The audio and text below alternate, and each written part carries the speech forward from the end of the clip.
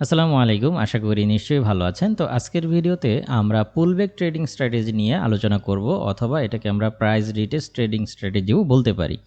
তো ভিডিওটা অনেক গুরুত্বপূর্ণ হতে চলেছে, তাই ভিডিওটা স্কিপ না করে শুরু থেকে শেষ পর্যন্ত মনোযোগ দিয়ে দেখবেন বলেই আশা করছি। তো বেসিক্যালি আমরা যেমনটা দেখে থাকি যে মার্কেট দুইটা সিস্টেমে মূলত মুভ করে থাকে। একটা হচ্ছে যে হায়ার হাই তৈরি করে একটা ট্রেন্ডে মুভ করে, অথবা সাইডওয়ে রেঞ্জের ভেতরে মুভ করে। ঘুরে ফিরে এই কয়েকটা সিস্টেমই মূলত মার্কেটটা মুভ করে, অথবা লোয়ার লো তৈরি করে ডাউন ট্রেন্ডে মুভ করে। এখন বেসিক্যালি যারা প্রাইস অ্যাকশন ট্রেডিং স্ট্র্যাটেজি নিয়ে ট্রেড করে, এবং কি আপনারা যদি আমার অ্যানালাইসিসগুলোও লক্ষ্য করেন, আমি প্রায় সময় একটা কথা বলে থাকি, সেটা হচ্ছে যে যেমন আমরা মনে করি যে মার্কেট একটা ট্রেন্ডে রয়েছে, আমি প্রায় সময় কিন্তু আমার অ্যানালাইসিসে এই ব্যাপারটা উল্লেখ করি যে যদি আমরা ধরে নিচ্ছি যে এইটা একটা ট্রেন্ড লাইন এবং মার্কেট একটা ট্রেন্ডে রয়েছে, আমি প্রায় সময় অ্যানালাইসিসে এই কথাটা বলি যে যদি এই ট্রেন্ড লাইনকে ব্রেকআউট করে বা ব্রেকডাউন দিয়ে যদি নিচে নামে, তাহলে পুলব্যাকের সাথে বা প্রাইস রিটেস্টের সাথে হচ্ছে এন্ট্রি নেবেন। এই ব্যাপারটা আমি আমার প্রত্যেকটা অ্যানালাইসিসেই বলে থাকি। কিংবা মার্কেট একটা সাইডওয়ে রেঞ্জের ভেতরে আছে, আমরা বলি যে যদি নিচের দিকে ব্রেকআউট হয় তাহলে অনেক দূর নামবে, সেই ক্ষেত্রে প্রাইস রিটেস্টের সাথে এদিক থেকে এন্ট্রি নেবেন। কিংবা যদি উপরের দিকে ব্রেকআউট হয় তাহলে প্রাইস রিটেস্টের সাথে এই সমস্ত এরিয়া থেকে এন্ট্রি নেবেন। এখন বিষয় হচ্ছে যে অনেক সময় দেখা যায় যে এরকমভাবে যে একটা রেঞ্জ থেকে মার্কেট বের হয়ে যাচ্ছে, কিন্তু প্রাইস রিটেস্ট না করেই একদম টানা উপরের দিকে চলে যাচ্ছে, কিংবা ডাউনের দিকে চলে আসতেছে, রিটেস্ট হয় না। এখন এই ক্ষেত্রে অনেকেই প্রশ্ন করেন যে ভাইয়া রিটেস্টের সাথে এন্ট্রি নিতে বলছেন, রিটেস্ট তো হয় নাই, তো আমরা তো এন্ট্রি পয়েন্ট খুঁজে পেলাম না। তো এই ধরনের সমস্যা হয়ে থাকে। তো আজকের এই ভিডিওতে আমরা আলোচনা করব যে আমরা চার্টের ভেতরে ঠিক কোন ধরনের প্যাটার্ন দেখলে আমরা বুঝবো যে এটা পুলব্যাকের সাথে আমাদের এন্ট্রি নেওয়া উচিত, অথবা উইদাউট পুলব্যাকের সাথেও আমরা এন্ট্রি নিতে পারি। এই ব্যাপারটাই আজকের ভিডিওতে আলোচনা করব। তো এই ক্ষেত্রে আমি একটা বিষয় ফলো করি এবং আমি আমার স্ট্র্যাটেজিটা আপনাদের সাথে শেয়ার করছি, সেটা হচ্ছে এখানে আমরা মনে করি যে মার্কেটটা বর্তমানে হায়ার হাই তৈরি করে বুলিশ ট্রেন্ডে মুভ করতেছে। এখন এটাকে আমরা একটা ট্রেন্ড লাইন হিসেবে যদি আইডেন্টিফাই করি, এখানে আমরা দেখতে পাচ্ছি যে প্রাইসটা উপরে উঠে আসছে এবং প্রাইসটাকে রিটেস্ট করার জন্য এখানে নিচে ডাউন হয়ে এই ট্রেন্ড লাইনটাকে রিটেস্ট করে পুনরায় আবারও বুলিশ মুভমেন্ট দিয়েছে। তো এখানে কিন্তু একটা সুইং পয়েন্ট তৈরি হয়েছে, এখানে একটা সুইং পয়েন্ট আমরা পেয়ে গেলাম। একইভাবে প্রত্যেকটা সুইং পয়েন্ট অর্থাৎ প্রাইসটা পুনরায় আমাদের ট্রেন্ড লাইনকে টাচ করে উপরের দিকে উঠে আসছে। এখন আমরা স্বাভাবিকভাবেই যখন এই দিকটায় এন্ট্রি নিব, তখন আমরা আবারও একটা রিট্রেসমেন্টের জন্য ওয়েট করব। যখন এখানে রিট্রেসমেন্ট করে যদি একটা ক্যান্ডেল কিংবা দুইটা ক্যান্ডেলই এই ট্রেন্ড লাইনটাকে ব্রেকআউট করে দেয়, সেই ক্ষেত্রে আমাদের এখানে পুনরায় পুলব্যাক বা প্রাইস রিটেস্ট করার প্রয়োজন পড়বে। নয়তোবা আমরা যদি এখানেই এন্ট্রি নিয়ে ফেলি, সেই ক্ষেত্রে দেখা গেল প্রাইসটাকে পুনরায় রিটেস্ট করতে গিয়ে আবারও ট্রেন্ড লাইনের ভেতরে মার্কেটটা প্রবেশ করে বুলিশ ট্রেন্ডকে কন্টিনিউ করতে পারে। আর যদি ব্যাপারটা এরকম হয়, সেই ক্ষেত্রে যে আমরা ধরে নিচ্ছি যে এটা একটা আপ ট্রেন্ড এবং আমাদের এটা একটা ট্রেন্ড লাইন, কিন্তু মার্কেটটা পুনরায় প্রাইসটা রিটেস্ট করতে আসে বা ট্রেন্ড লাইনটাকে রিটেস্ট করতে আসে, পুনরায় কিছু আপ হলো, আবারও একই জায়গায় ডাউন হয়ে এইভাবে ছোট ছোট করে একটা সাইডওয়ে রেঞ্জের ভেতরে প্রবেশ করলো। এবং এখানে যখন আপনারা লক্ষ্য করুন যে এখানে মার্কেট কিন্তু ঠিকই এই ট্রেন্ড লাইনের বাহিরে ইতিমধ্যেই চলে আসছে, রাইট? এখন এখানে আমাদের একটা সাইডওয়ে রেঞ্জের ভেতরে কিছু সময়, একদিন বা কয়েক ঘন্টা মুভ করার পরে যদি এই প্রাইসটা ডাউন হতে থাকে, তাহলে এখানে আমরা উইদাউট পুলব্যাকের সাথেই কিন্তু এন্ট্রি নিতে পারি।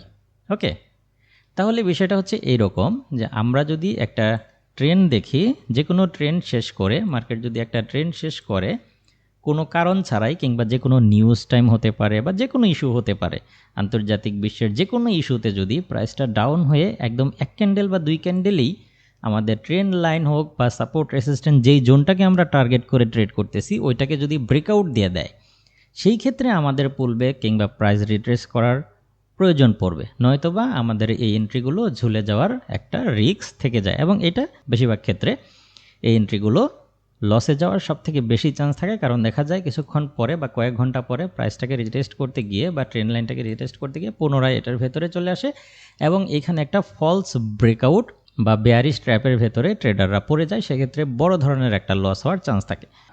আমার মনে হয় আমি আপনাদেরকে বোঝাতে পেরেছি। তারপরে যদি কোনো বিষয় বুঝতে অসুবিধা হয় সেটা অবশ্যই কমেন্ট বক্সে লিখবেন। তাহলে আমরা যে ব্যাপারটা লক্ষ্য করলাম যে প্রাইস যদি আমাদের যে কোনো একটা সাপোর্ট রেসিস্ট্যান্সকে এক ক্যান্ডেল এসে ভেঙে দেয়, সেই ক্ষেত্রে পুলব্যাকের সাথে ট্রেড করাটা সবথেকে নিরাপদ হবে।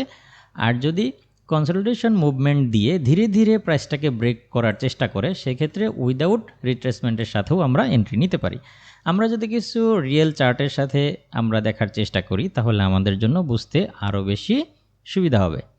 তো আমরা যদি দেখি যে এখানে প্রাইসটা এসে আমাদের এখানে একটা রেসিস্ট্যান্স জোন ছিল, তো পূর্বের এই রেসিস্ট্যান্স জোনের সাথে বর্তমানে আমাদের হচ্ছে এই জোনটা যখন ম্যাচ করে যায়, তখন আমরা দেখলাম কি প্রাইসটা এখান থেকে ডাউন হয়ে আবারও যখন এখানে আসলো, এখানে এসে লম্বা একটা সময় কিন্তু কনসলিডেশন মুভমেন্ট কিন্তু এখানে দিয়েছে। পরবর্তী এক ক্যান্ডেলে এই জোনটাকে ব্রেকআউট দিয়েছে এবং এখানে কিন্তু কোনো প্রকার প্রাইস রিটেস্ট না করেই মার্কেটটা সুসুর করে উপরের দিকে উঠে গেছে। এবং এই সেম চিত্রটাও কিন্তু আমরা এখানে লক্ষ্য করছি।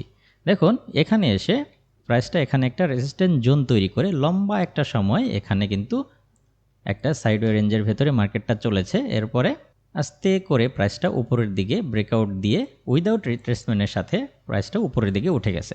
তো এই ক্ষেত্রে যেহেতু এখানে আমাদের লম্বা একটা সময় এখানে কনসলিডেশন মুভমেন্ট দিয়েছে, সো আমরা কিন্তু এখানে যখন এই ক্যান্ডেলটা এই জায়গাটা ব্রেকআউট দিয়েছে, আমরা পরবর্তী ক্যান্ডেলেও যদি এন্ট্রি নিই সেটা খুব বেশি ভুল হবে না। এটা হচ্ছে সম্পূর্ণই আমি এই স্ট্র্যাটেজিটা ফলো করি। আমার এই স্ট্র্যাটেজিটা আন্তর্জাতিক স্ট্যান্ডার্ড মেনটেন নাও করতে পারে, আমি এই কথাটা সবসময় বলি, বাট আমি যেই স্ট্র্যাটেজি অ্যাপ্লাই করে বেটার রেজাল্ট পেয়েছি সেটাই আপনাদের সাথে শেয়ার করছি। আপনি আমার সাথে একমত হতেও পারেন, নাও হতে পারেন, এটা সম্পূর্ণই আপনার ব্যক্তিগত ব্যাপার। সেম চিত্রটা আমরা এখানেও লক্ষ্য করছি। দেখুন যে এখানে আমাদের একটা রেজিস্ট্যান্স জোন ছিল, এই জোনটাকে এখান থেকে মার্কেটটা ডাউন হয়েছে ধীরে ধীরে, আবার এখান থেকে মার্কেটটা ব্রেকআউট হয়েছে। ব্রেকআউট হওয়ার পরে আমাদের এই জোনটাকে কিন্তু বারবার টেস্ট করেছে আমাদের মার্কেট। এরপর এখানে লম্বা একটা সময় কনসলিডেশন মুভ দিয়ে একটা বিগ বুলিশ ক্যান্ডেল এটাকে ব্রেকআউট দিয়েছে। ব্রেকআউট দেওয়ার পরে এটা কিন্তু এখানে যারা মানে পুলব্যাক ট্রেডিং স্ট্র্যাটেজি ফলো করেছে, অর্থাৎ রিটেস্টের সাথে এন্ট্রি নেওয়ার ট্রাই করেছে, তারা কিন্তু কখনোই আর এই সমস্ত এরিয়ায় পজিশন নিতে পারে নাই। সেই ক্ষেত্রে তারা বিশাল একটা সুযোগ কিন্তু মিস করেছে। ওকে, তো এখানে আমি এতক্ষণ পর্যন্ত যে স্ট্র্যাটেজিটা আপনাদের সাথে আলোচনা করলাম, সেই হিসেবে এখান থেকে যেহেতু লম্বা একটা সময় এখানে সাইডওয়ে রেঞ্জের ভেতরে মার্কেট মুভ দিয়েছে, এরপর একটা ক্যান্ডেল হচ্ছে বুলিশ মুভমেন্ট দিয়ে এটাকে ব্রেকআউট করেছে, সেই হিসেবে এখান থেকে অনায়াসে আবারও বাই ট্রেড ওপেন করা যেতে পারত। ওকে, আমরা যদি আরও একটা চার্টের সাথে বোঝার চেষ্টা করি, দেখুন যেমনটা আমি বলছিলাম, যদি কোনো স্ট্রং একটা ট্রেন্ডকে এক ক্যান্ডেলে ভেঙে দেয়, এক ক্যান্ডেল বা দুই ক্যান্ডেল উইদাউট রিট্রেসমেন্টের সাথে যদি কোনো ট্রেন্ডকে ব্রেকআউট করে, সেই ক্ষেত্রে আমাদের প্রাইস রিটেস্টের প্রয়োজন পড়ে। যেমনটা আমরা এখানে লক্ষ্য করছি, এটা আমাদের স্ট্রং একটা ডাউন ট্রেন্ড ছিল, রাইট? একটা স্ট্রং ডাউন ট্রেন্ড ছিল যেটাকে মার্কেট খুব স্ট্রংলি ফলো করতেছিল। এখানে দেখুন খুব সুন্দরভাবে এটা একটা ডাউন ট্রেন্ড ছিল। এখানে যদি আমরা লক্ষ্য করি তাহলে আমাদের এই একটা মাত্র ক্যান্ডেল এই ট্রেন্ডটাকে ব্রেকআউট করে দিয়েছে।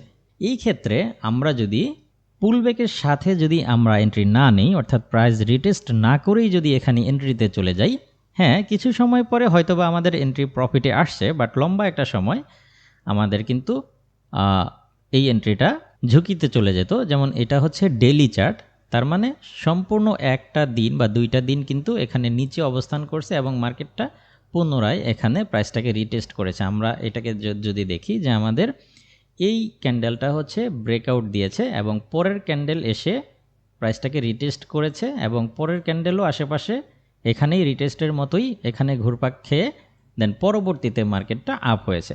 তার মানে এখানে যেহেতু এক ক্যান্ডেলে আমাদের এই ট্রেন্ডকে ব্রেকআউট দিয়েছে, তার মানে এখানে অবশ্যই আমাদের 100% প্রাইস রিটেস্টের সাথেই এন্ট্রি নিতে হবে, নয়তোবা আমাদের পুনরায় লসের একটা ঝুঁকি এখানে তৈরি হবে।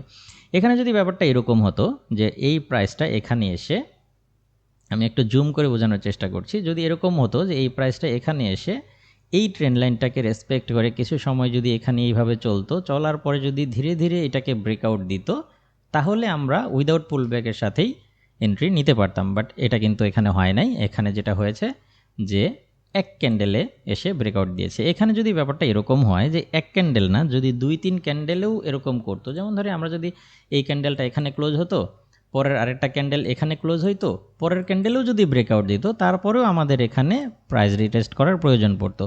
বাট এখানে যদি লম্বা একটা সময় 4-5টা ক্যান্ডেল এখানে ঘুরপাক খেয়ে কিংবা 8-10টা ক্যান্ডেল এখানে ক্রিয়েট করে দেন এটাকে ব্রেকআউট দিত, সেই ক্ষেত্রে আমরা প্রাইস রিটেস্ট ছাড়াও আমরা এন্ট্রিতে যেতে পারি। সেই ক্ষেত্রে খুব বেশি একটা ঝুঁকি থাকে না।